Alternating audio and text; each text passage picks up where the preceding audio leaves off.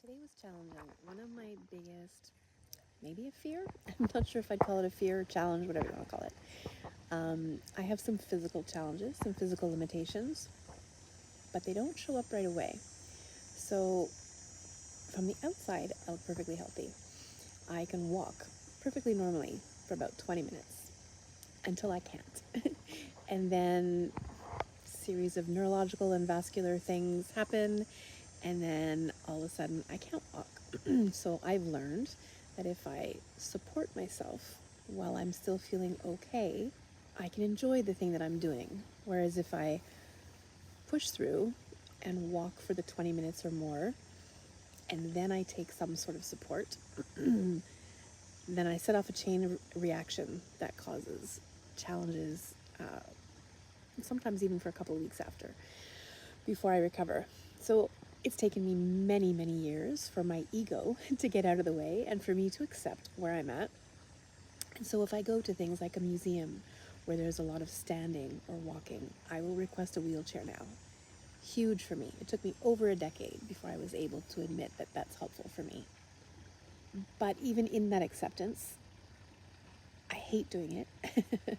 And I anticipate being judged by people because they might see me walk into the place, and then all of a sudden here I am taking a wheelchair. Today it happened. So we went to an art exhibit. I requested a wheelchair, but he just looked so confused, and he looked beside me, he looked beside my husband, he looked behind us, he looked us both up and down from head to toe. I could see that he was questioning, who's the wheelchair for? And I said, it's for me. And he went, oh, and just a look of pure confusion. Again, not unkind, just a look of pure confusion.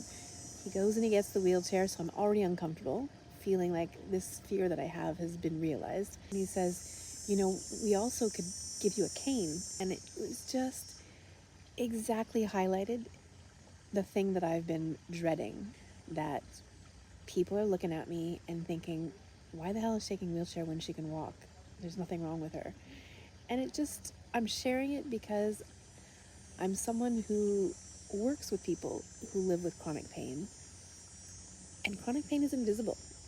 You cannot see it from the outside. Sometimes you can. Sometimes people have a limp, or they always use a wheelchair, or they use a walker or a cane or hiking poles. And sometimes not. Sometimes there's absolutely nothing visible from the outside. And so I just wanted to come on and remind people that we don't know what people are living with. Someone can be perfectly friendly and look so happy and even healthy on the outside, and maybe they are, but maybe they're not. Maybe they've just lost their spouse or their child, or maybe they've just had a devastating diagnosis, or maybe they're living with something chronic that has absolutely changed their life. So maybe we can just all have a little compassion and just be open to the idea that we don't know what other people are living. And if you're someone who's experienced something like that, whether it was judgment or criticism or disbelief, please share it so that we can learn from each other and educate people. Because sometimes you don't know what you don't know until you know it. Thanks for listening.